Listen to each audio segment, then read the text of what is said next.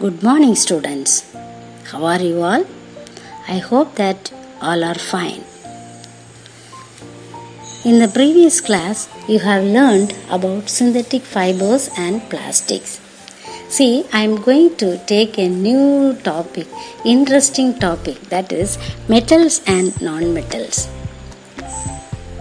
Before going to this lesson, I ask one question. That is, students, we are living in the age of science and we are using many articles that are made up of different materials such as iron, copper, silver, gold, etc. As an example, if you take the ornaments, that is gold chain, it is made up of gold. Then if you see a girl's leg chain, it is made up of silver.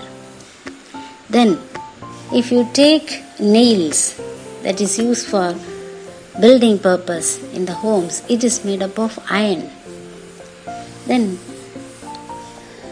if you take a wire that is used for electrical appliances or wiring, it is made up of copper.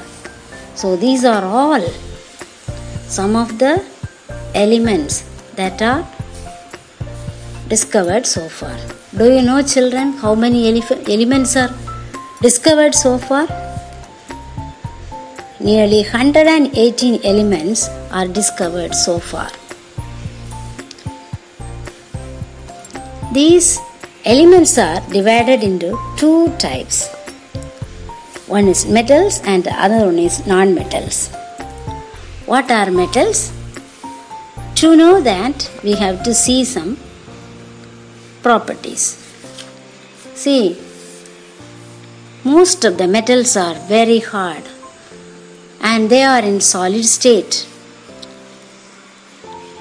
Then they are lustrous. What is meant by lustrous? Luster means it is having a shiny surface. Then most of the metals are malleable and ductile.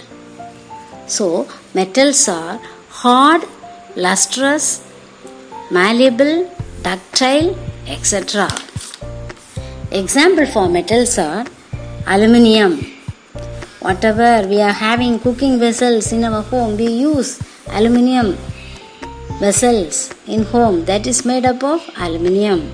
So, aluminium is a metal. Then gold, ornaments, whatever we are wearing, that is made up of gold. Then shall we see some of the examples of non-metals? The gas that we inhale, oxygen, is a non-metal. Carbon is a non-metal. Sulfur is a non-metal. So non-metals are not hard, they are soft and they are non-malleable and ductile. Let us see the different properties of metals and non-metals.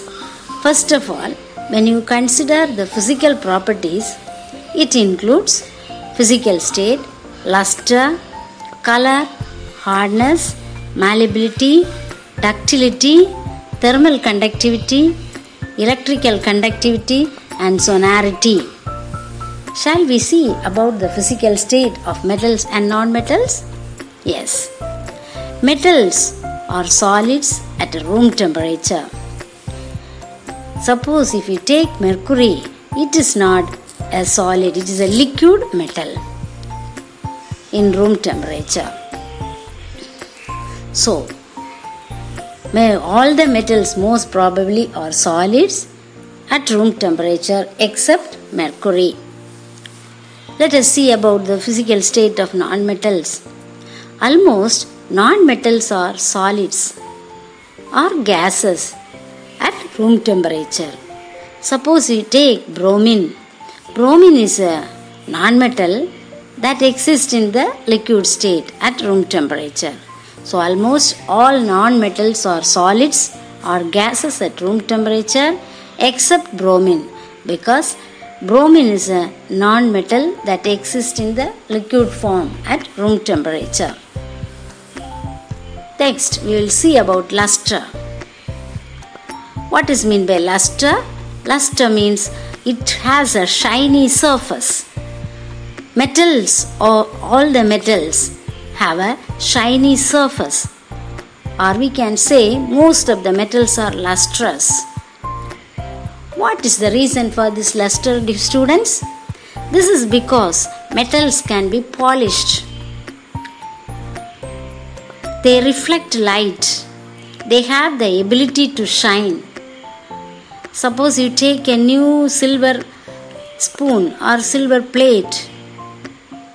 You can see that it is very shiny and it is reflecting light, is it not? Then, so metals such as gold, silver, they are very lustrous, and that's why we are using them for making jewelry items. Also, platinum is also a metal that is very shiny. That's why it is used for making jewelry and other decorative articles.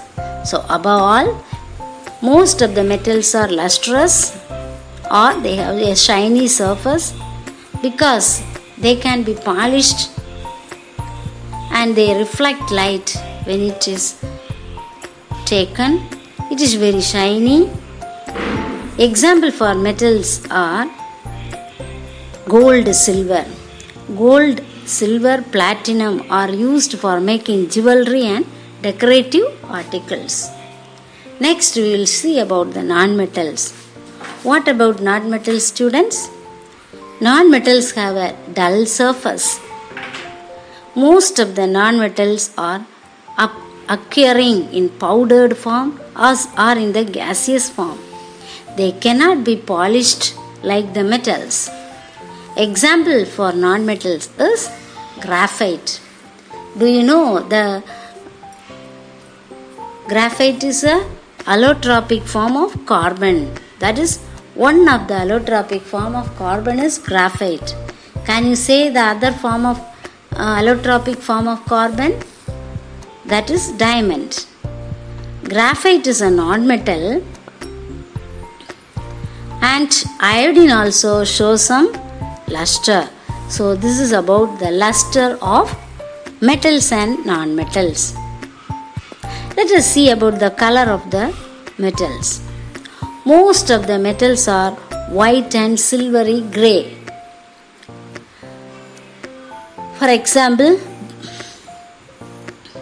silver is in silver color, aluminium silver color, etc. But except gold and copper. Gold is yellow in color and copper is reddish brown. What about non-metals? Non-metals are colorless while some of them are colored. For example, chlorine is a greenish yellow gas and bromine is a brown liquid and iodine is a violet solid. And oxygen and nitrogen are colorless gases. Let us see about the hardness of metals and non-metals. Do you know that the metals are hard? Which are the metals are hard and which are the metals are soft? Okay, most of the metals are hard, but some metals such as sodium and potassium are so soft that sodium and potassium can be cut with a knife also. But aluminium, iron, copper, etc., they are very hard. Non-metals are generally soft. Example, diamond. Diamond is one of the allotropic form of carbon,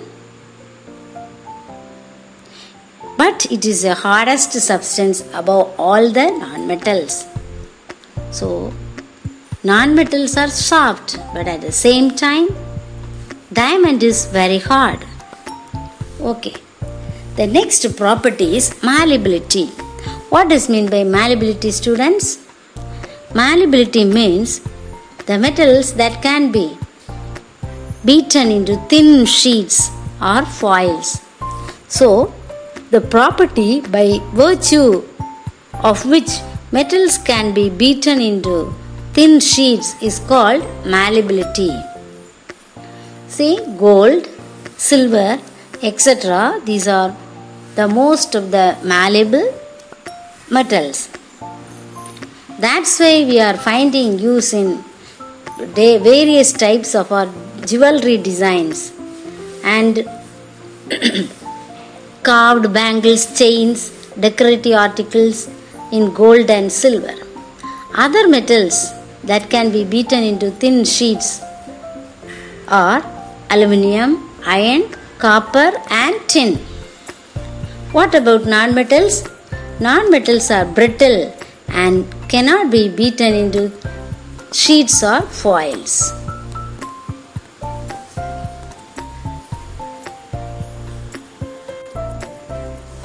Most metals can easily be drawn into thin wires. What is this property called? This property is called ductility. So, what is the definition of ductility? The property by virtue of which metals can be drawn into thin wires is called ductility. What are the metals that can be drawn into thin wires, students?